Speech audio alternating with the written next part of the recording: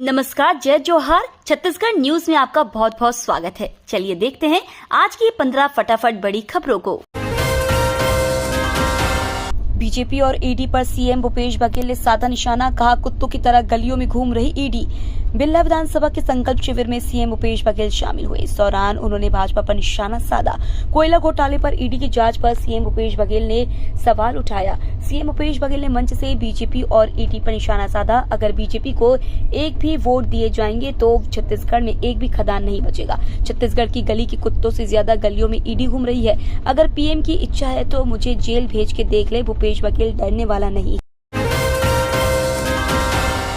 CM Bhupesh Baghel Champaran में आयोजित रामायण महोत्सव में होंगे शामिल। मुख्यमंत्री भूपेश बघेल आज रायपुर जिले के ऐतिहासिक और धार्मिक स्थल चंपारण में राम वन गमन पर्यटन परिपथ के अंतर्गत निर्माण कार्यों का लोकार्पण करेंगे और वहां आयोजित रामायण महोत्सव में शामिल होंगे।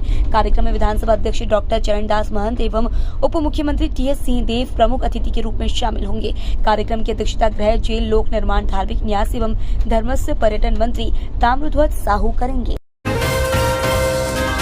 जुआ ऐप मामले में बघेल के सलाहकार और ओएसजी से ईडी की पूछताछ। प्रवर्तन निदेशालय ने कथित अवैध सट्टेबाजी और जुआ ऐप से जुड़ी मनी लॉन्ड्रिंग जांच में कार्रवाई तेज कर दी है।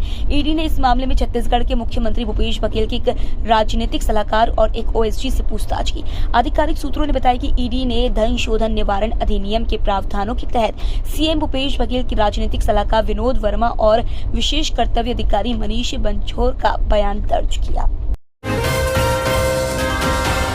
छत्तीसगढ़ की भूपेश बघेल सरकार ने अन्नदाता को बनाया समृद्ध। छत्तीसगढ़ में भूपेश बघेल सरकार ने किसानों की बेहतरी के लिए कई योजनाएं बनाई हैं। राज्य के किसानों को निरंतर शासन की कृषि कल्याणकारी नीतियों का लाभ मिल रहा है। एक तरफ छत्तीसगढ़ की मौजूदा सरकार ने किसानों को आर्थिक तौर पर उन्नत बनाया है, वहीं वह लगातार उन्हें जरूरत पूरी करने के लिए कर्ज भी उपलब्ध करा रही है। छत्तीसगढ़ में 14 लाख से अधिक किसानों को चालू खरीफ सीजन के लिए 6,290 करोड़ 19,71,000 रुपए का ऋण दिया जा चुका है, जो कि इस साल ऋण वितरण के लिए निर्धारित लक्ष्य का 103%। नए चेहरों से जातीय गणित साधने की तैयारी, छत्तीसगढ़ फतह के लिए बीजेपी ने बनाई रणनीति। छत्तीसगढ़ में पिछले 5 साल से सत्ता से बाहर रहकर एक मजबूत लड़ाई के लिए प्रयास कर रही भारतीय जनता पार्टी ने इस बार अपनी रणनीति बदल दी है। भाजपा इस बार नए चेहरों के जरिए जातीय गणित बैठाने में जुटी है। भाजपा को उम्मीद है कि इस बार उसकी रणनीति जातीय और क्षेत्रीय आकांक्षाओं को संतुलित करने, नए चेहरों को आगे बढ़ाने और बेरोजगारी और भ्रष्टाचार जैसे मुद्दों पर चुनाव अभियान को केंद्रित करने की होगी।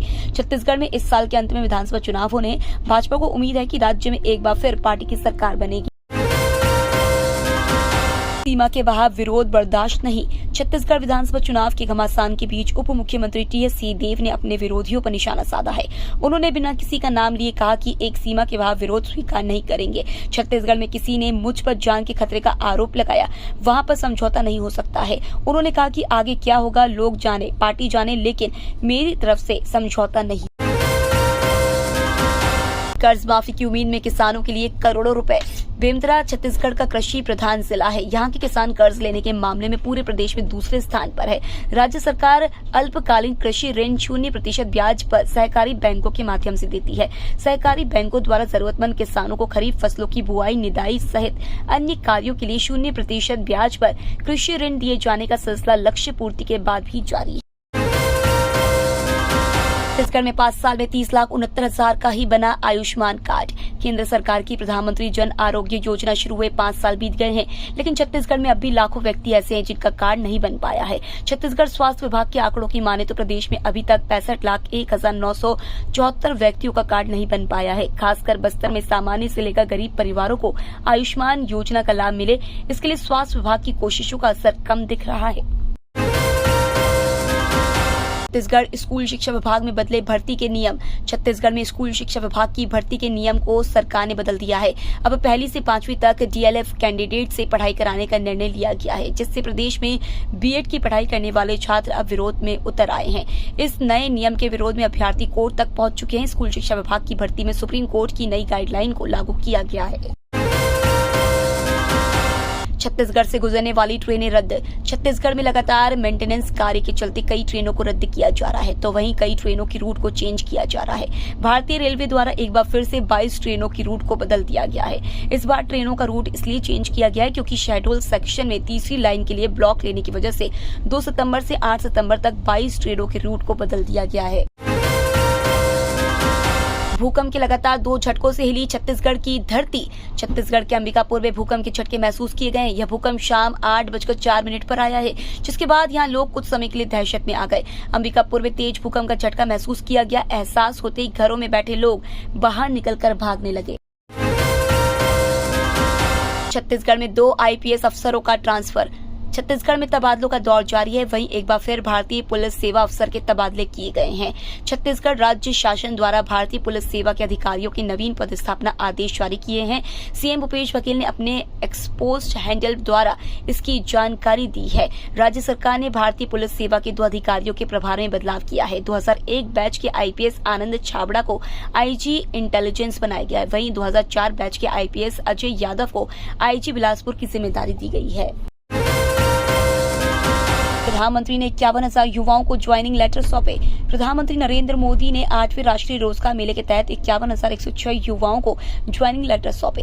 देश भर में 45 जगहों पर रोजगार मेले का आयोजन हुआ। इस मौके पर PM मोदी ने वीडियो कॉन्फ्रेंसिंग के जरिए युवाओं को संबोधित किया। उन्होंने ज्वाइनिंग लेटर मिलने पर सबको बधाई दी और कहा कि भारत बहुत जल्द टॉप 3 अर्थव्यवस्था में शामिल होगा। PM मोदी ने कहा, देश के हर युवा का सपना है कि वो देश का प्रहरी बने। चंद्रयान 3 की सफलता के बाद अब 2 सितंबर को लॉन्च होगा आदित्य L1 स्पेसक्राफ्ट। चंद्रयान 3 की सफलता के बाद अब भारतीय अंतरिक्ष अनुसंधान संगठन एक नया कदम बढ़ाने जा रहा है। उसने जानकारी दी है कि आंध्र प्रदेश के श्रीहरिकोटा से 2 सितंबर को आदित्य L1 स्पेसक्राफ्ट को 11:50 पर लॉन्च किया जाएगा। इस मिशन को PSLV C-57 रॉकेट से लॉन्च किया जाएगा, जिसका उद्देश्य सूर्य के रहस्यों का अध्ययन करना है। साथ ही साथ क्रोमोसेफरिक और कोरोनल हीटिंग, आंशिक रूप से आयनित प्लाज्मा की भौतिकी और कोरोनल मास इंजेक्शन एवं प्लेयर्स की शुरुआत की जांच करना है। छत्तीसगढ़ में सावन पर भी रहा सूखा। छत्तीसगढ़ के मौसम में एक बार फिर से बदलाव देखने को मिला है। प्रदेश में बारिश थमने के बाद से गर्मी बढ़ने लगी है। कई जगह पर अधिकतम तापमान सामान्य से 5 डिग्री ज्यादा है। वहीं बढ़ती गर्मी के साथ लोगों की परेशानी भी बढ़ रही है। मौसम विभाग ने प्रदेश के कई जिलों में तापमान बढ़ने की संभावना जताई है। वहीं बस्तर संभाग में कहीं कहीं बारिश की भी संभावना जताई गई है। ये तो थी आज की बड़ी खबरें। डेली खबरों से अपडेट रहने के लिए चैनल सब्सक्राइब करना बिल्कुल ना भूलें। धन्यवाद।